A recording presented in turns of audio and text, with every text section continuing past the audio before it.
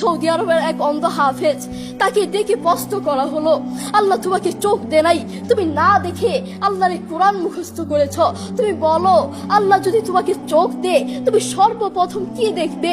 অন্ধ হাফেজ বলল, আল্লাহ আমাকে চোখ দে নাই, আল্লাহ আমি চোখে দেখতে পারি না, আমাকে চোখে দেখার মতো সেই শক্তি আল্লাহ দে নাই।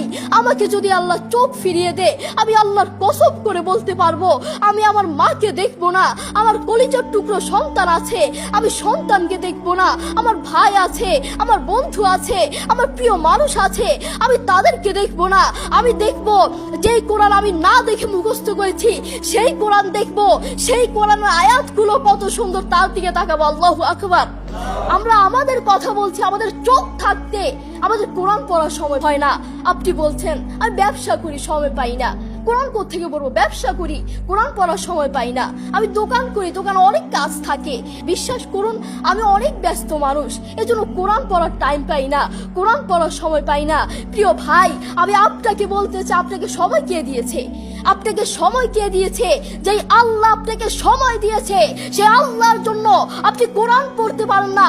আপনার চেনা ফলমান আসমানের নিচে জমিনের উপর আরেকটাও হতে পারে না। কথা বলেন ঠিক কিনা?